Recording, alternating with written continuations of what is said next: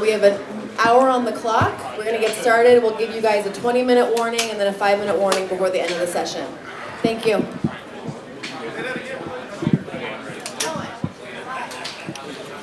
Dillon, what do you see on Ohio State's defense, and does it look a little different than when you guys played them at the 6th game? Yeah, they're extremely talented. Played this group before, and as time goes on, everyone evolves and gets better. They've done that. And you see that on tape. They continue to run around and play really well. So excited for the challenge, and know that two great teams going at it is the fun about college football. It's so rare that two games are exactly the same. Do you feel like this will probably play out a little different than it did the first time around? I don't know. We will find out and see. But for the most part, like I said, it's two great college football programs that have been known for great football, and when that happens, it's a recipe for a great environment. So excited for that, and then to top it off, it's at the Rose Bowl. So. DG, you guys have talked a lot about culture this season and about connection and everything, that being a pillar of the team. How is that showing up right now, and how important is that going to be, and obviously this long plan?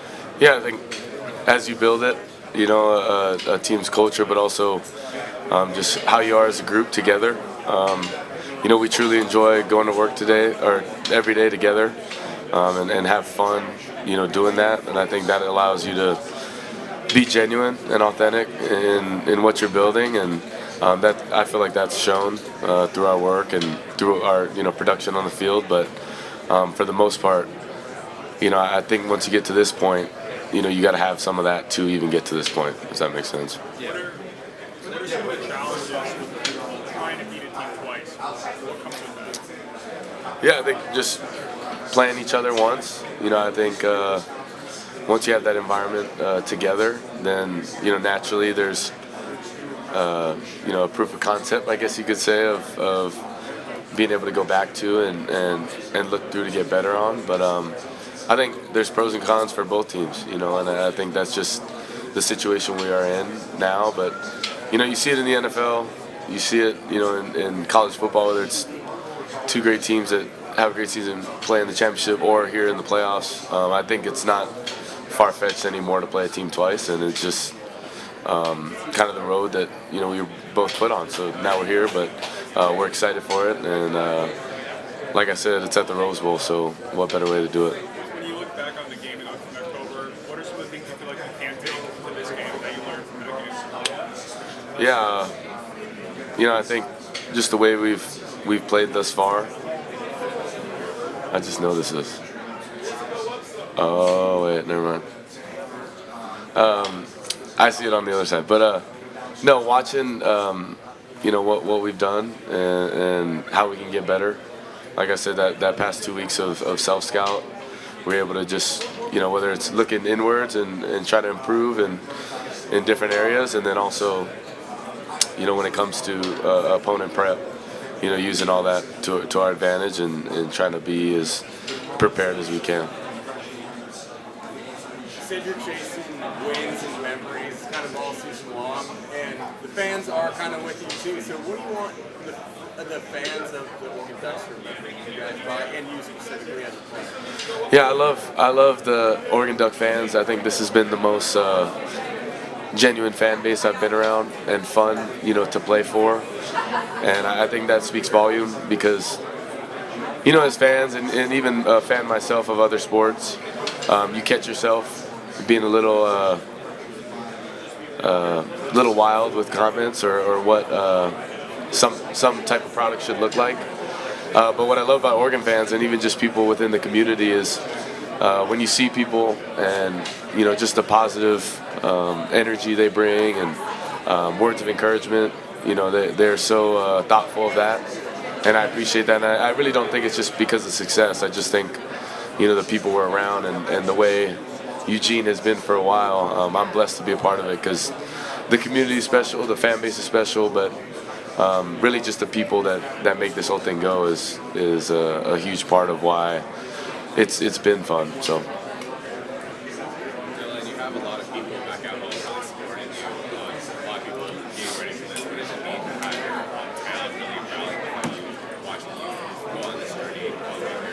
Yeah, it means a lot. I love being from Hawaii. I love being born and raised, and the experience you have as a young kid is special. And I think when you grow up, you start to realize that that upbringing is part of what makes you different in a great way. And I just want to represent everyone to the best of my ability. I've had great role models myself on how to do it, and I just want to continue that because I was once that little kid, and I know there's kids behind me that want to do the same and have big dreams and goals and aspirations for their careers and what they want to do. So I want to represent it in a way that is real, it's genuine, but also being able to have fun and know that what we do is fun and where we're from is special. And I was able to talk to your mom, and she said that if everything goes right, you guys will be able to your family will be able to spend the new year away from the island. So what has it been like to have your family be part of the journey, get you all the way to where you're at now? It's fun. I think family's very important, obviously, but not just because we're blood related, but the choice to be around one another and the support, the love, and the connection we have, it's special. And I think as you get older, you have to value that in order to keep it close. And we do that. And they spend time, around me and what I do and support me, and just having them, around keeps me super happy. And I think the pure joy of just having people that love you, support you for who you are, that's irreplaceable. So I'm very grateful for them. And also, last night Oregon was in the Rose Bowl for the College Football Playoff. Your idol was playing, and you remember what it was like watching that as a kid, or like? Say that one more time, sir. Last time Oregon was in the playoff, was when Marcus was quarterback. So do you remember what it was like watching him and kind of envisioning yourself being that person one day? I do. I wouldn't say envision it myself. Now that I'm here, it's crazy, and I'm still shocked. But I think at a certain point, there's flashes of memories that watching him do what he did, and then now being able to go do it for myself. You appreciate that journey, and I think now that I'm on the journey myself, I tend to look to him and his experiences and how he's been better from it, or what he would change, and just having that relationship is very special. And like I said, a lot of people, they don't have to do any of this, but he's understanding of the role he plays, and the leader he was, the trailblazer he was and is for Hawaii athletes. So I appreciate that and don't take it lightly, because he doesn't have to do it, but he does it out of the kindness of his heart and knows that I'm just a guy chasing my dream as well. Dillon, with only 1 year, how did you approach working with the backup quarterbacks and guys like Dante as well to hope that even though you were only here for a short time? Yeah, I think college football is interesting now, and you're able to be in different environments, different QB rooms, different unit groups, and you learn a lot about people and how to adapt and how to push one another. But more importantly, Dante's just been a great friend of mine. My roommate on away games and even our home game hotels. But just that relationship has continued to grow, and you appreciate a guy who's pushes you in practice, and the throws he makes and the plays he makes on a day-to-day basis. It allows us to push one another, but also a guy who's played the game, in real time, and his knowledge and being able to sit back there and then now taking a different perspective. You appreciate that, and like I said, he's a guy that is special, and I'm happy that we get to have this time together. We had last year, the role we had this year. What does that say about him willing to come and learn from a guy like you and learn from the coaches, where he could have probably gone somewhere else and started again if he wanted to? Yeah, I think more than anything, he believed in Coach Lanning and the program that he was building and the people that are already here, and the track record of the people he brings in or brought in, and I think Dante's right where he needs to be, and he wanted to come here in the beginning, and now he's able to get right back here. I think it was an easy transition because he's been here a bunch, and everyone knows him really well. but like I said, Dante's my dude, and he's a special dude. Thank you. Let's talk to Coach Landy about Jordan James. Yep. He said he's seen such massive growth happen this season, but more so it's his unique way of practicing. Now, we don't get to see that every day, but you do. How would you describe the way he practices? Well, Jordan James is he's one of a kind in terms of practice and being physical. He's not afraid to get physical or create contact, and I think it's different because in practice you think there is that sense of taking care of one another, and he does, but he's the type, he's just a player. When he gets on that field, he's going to be physical, he's going to create contact. That's just his style of play. So he don't change that for practice. It's fun to watch, and he kind of sets the tone for everyone in how we play. Is he one of the most physical players around? He's up there. He's up there. I've played around a bunch of players, but I think just his nature. I think the combination of a lot of things, not only his physical nature, but how fast he is, just the way he runs with the football. There's a lot that makes him special, and don't want to just limit it to physicality. In this game, you guys have one break, which you didn't have in the first round. How does that change your guys' mentality? Does it? How does it show how? Yeah, we're better when Jordan Burch is playing. He's a great player. He's a great dude. One of my really close friends.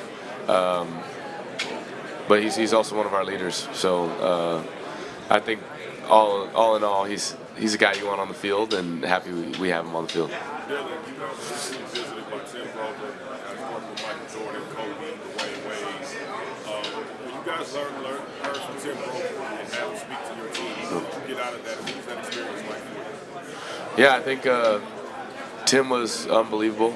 His ability to motivate, but it being so natural and not have to be somebody he's not, but more importantly, just speak on his experiences and what he's been around, and that's greatness. And I think, his ability to, tell that story and give us, real world examples.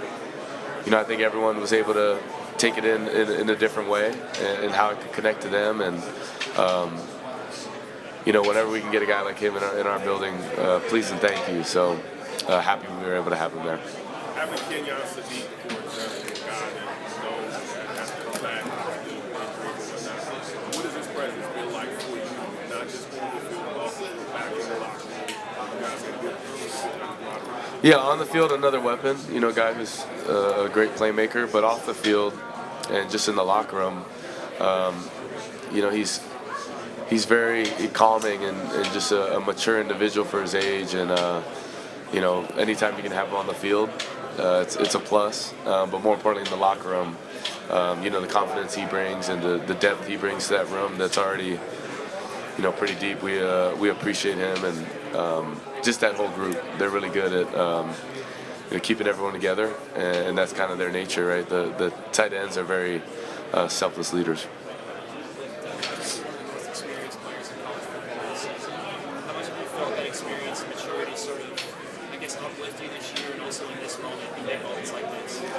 Yeah, the more opportunities you can put yourself in any situation, I think you get more comfortable with it. And that's not just football; it's anywhere in life. And you learn more about the game, you learn more about people, and you're just able to be better. As years go on, there's progression, there's improvement, there's evolution, and I feel like I've had that chance. Not a lot of people get that chance and that opportunity, just the way college football is now. But I think there's something to it. I think there's something to patience and believing in a person and allowing them to flourish and grow. And I think it's kind of getting lost, and I think it's just the day and age of college football. Any message to the guys that say you're pushing 30 or? Say that again? Any message to the guys that talk about you pushing 30 and talk about how old you are or no? I mean, it's getting more and more. It's going to happen more and more, you know. And the older player you are, it's like I think at a certain point you got to ask yourself if you got the biggest interview of your life, and someone said, "Hey, you can have 6 years to study or 3 years." I think anyone would say 6, and being able to get as much experience, as much knowledge as you can, and then get ready to have the biggest interview of your life. So it's just different in the way people look at it, and I think a lot of people are just mad that they weren't able to play to a certain age, and I think anytime there's more people playing football, more than just a game, there's better individuals, there's more disciplined individuals, there's more loving, caring individuals that are being coached and mentored by people who are living the right way. So why wouldn't you want people playing football for longer? There's a lot of statistics behind it. I don't even know. I couldn't tell you, but I bet if you looked it up, you know, people who are in sports, you know, you have a more disciplined regimen, so it leads to, you know, a healthier lifestyle down the road.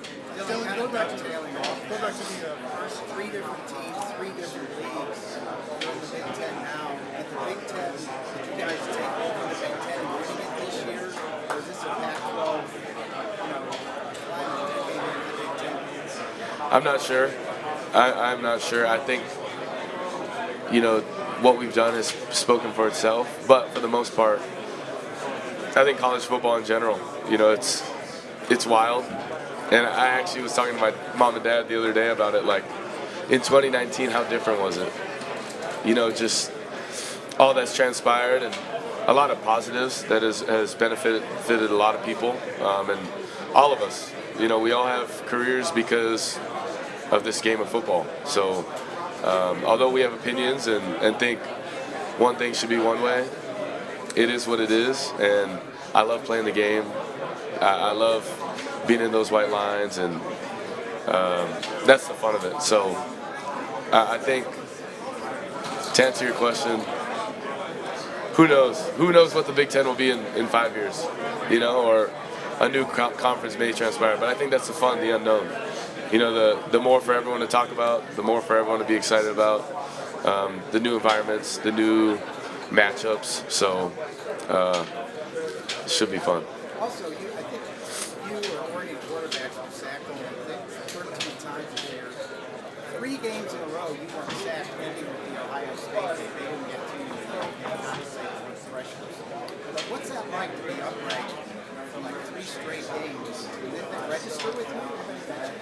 Yeah, I think, you know, my O-line does a great job, and I say that of just the way they work every single day. I'm appreciative of them and the relationship we have. You know, the trust and the belief has to be built on one another to go out there and play to our best. And I think, you know, early in the season we were able to work through some things, and, you know, adversity is not all bad, you know.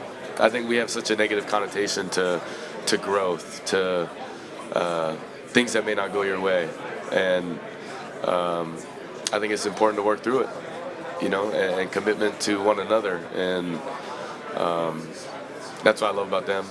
They're selfless leaders themselves. Think about it; they just protect me, so I appreciate their relationship and everything that goes into their preparation, because I know it's all to, you know, protect me and help us run the football.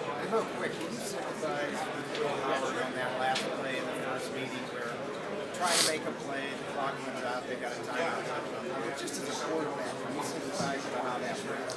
Situational football is a key thing in games, and that people talk about, and you know, you have to talk about it a bunch to be in those situations. But football's wild. There's so many different situations you can be in, and you just, you don't want to be prepared in those moments. So, you know, the more you're able to be in those situations, the more you can correct, and the more you can continue to improve on. How much do you visualize? How much time do you spend visualizing before a game? You know, definitely the night before.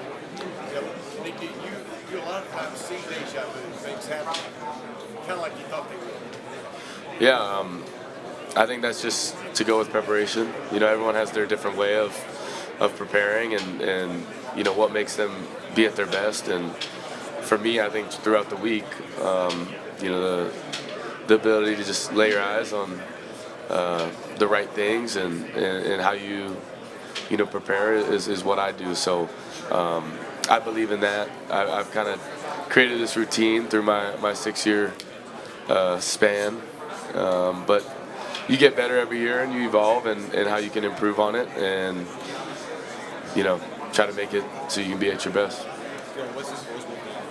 You've seen so many great classics. I know Ducks or anybody who's growing up this side of the globe to see this game right now.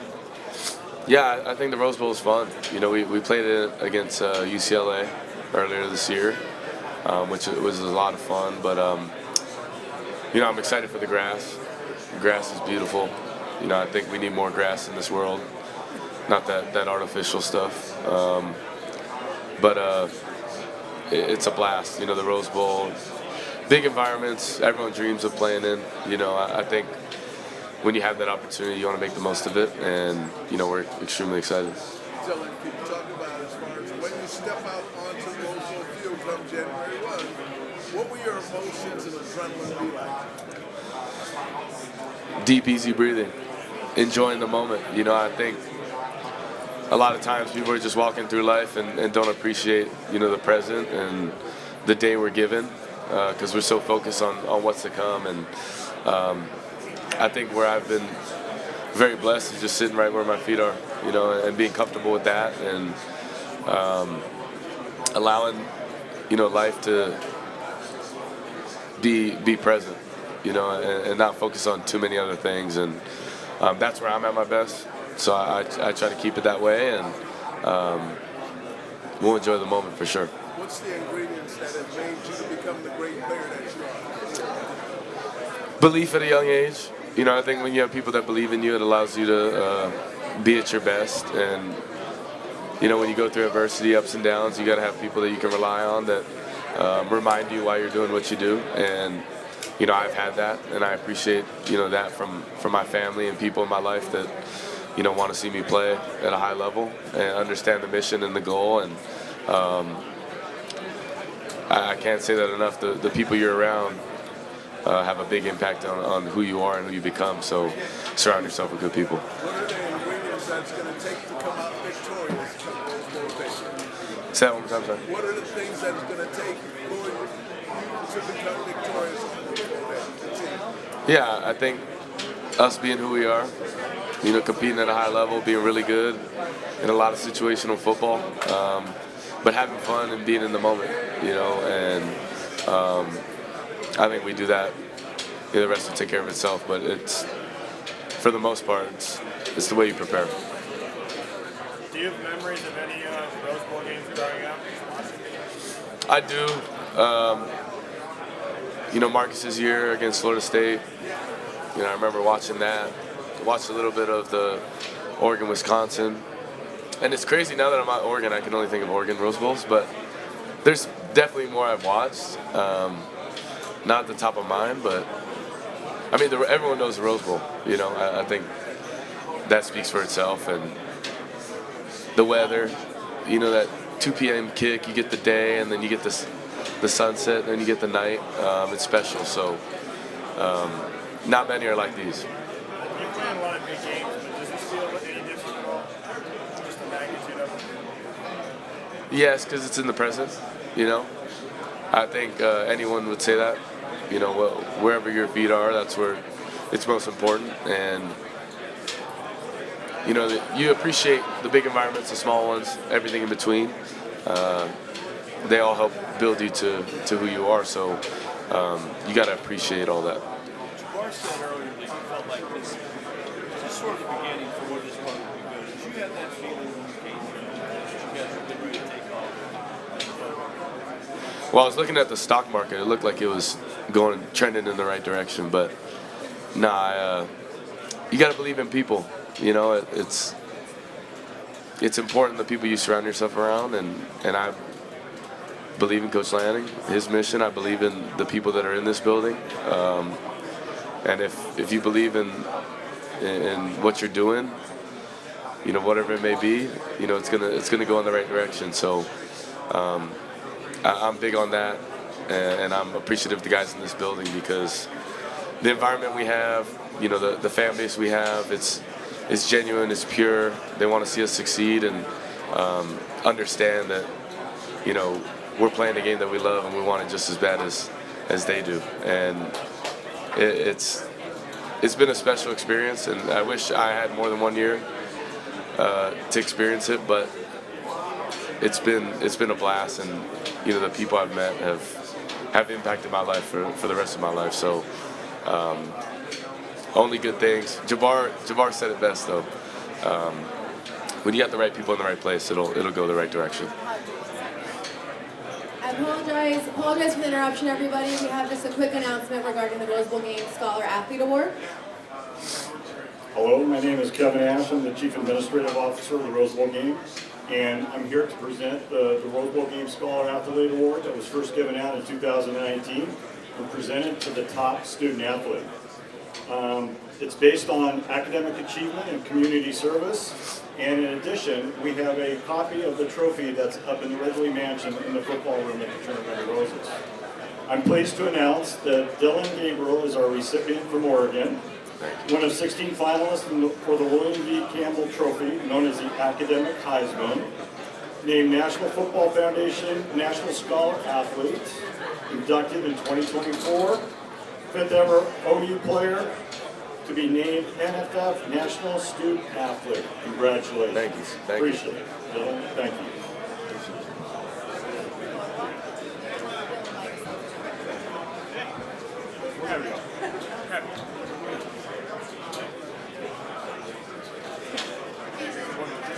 What's up?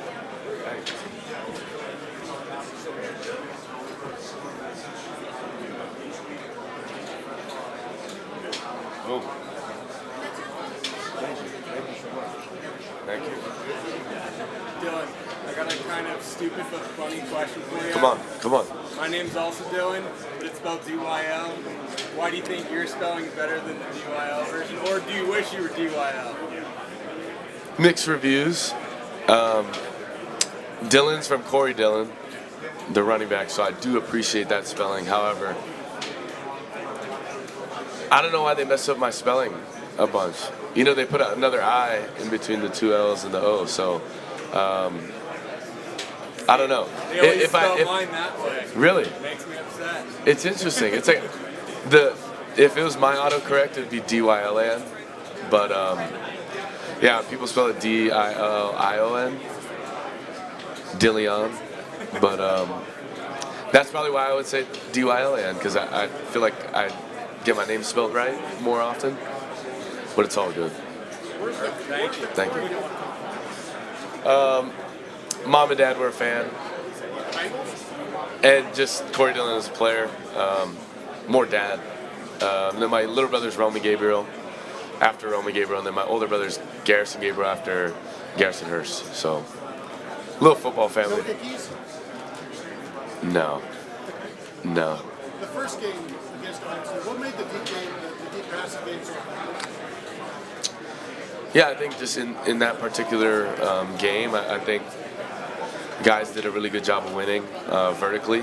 But I think it was a mix and match. I think as you go back to, there's a combination of a lot of things that happen, but for the most part, it's winning and creating plays down the field. So, receivers did a good job of that. How much time do you spend knowing that they know how you beat them last year? I mean, in October, you understand what I'm saying? Things you did to them, defensively with your offense, how they may counter. You know what I mean? How much time do you spend thinking about those things? Yeah, I don't count. Would be different, maybe? Yeah, I don't count necessarily the time, but I will say, as two teams play each other once, naturally they're going to evolve, and multiple games in between where you try new things, you add more to what you do. But I think that's natural, and I said it before, is in the league, in the NFL, you play a team twice, and in college, I think that's what naturally happens with a conference championship game, or now here in the playoffs. So it'll happen, playing a team twice, and there's pros and cons to that situation, but I don't think it necessarily benefits anyone either way because, we both are growing and evolving. It's a new matchup, a new situation. Would you say it's true that y'all got something going against number 10, Denzel Burke, in that game, Yeah. at least in the second quarter? Did y'all see something there you can take advantage of, or is that just the way the game evolved? How would you describe it? Yeah, it's just within the game that's what transpired, in the progression. But I think as you play, you believe in your players and how you can create a matchup or create a leverage to help your squad. But for the most part, it's a game of doing, game of production, and being in that moment and then making it happen. So I guess thank you guys. Thank you. Oh gosh.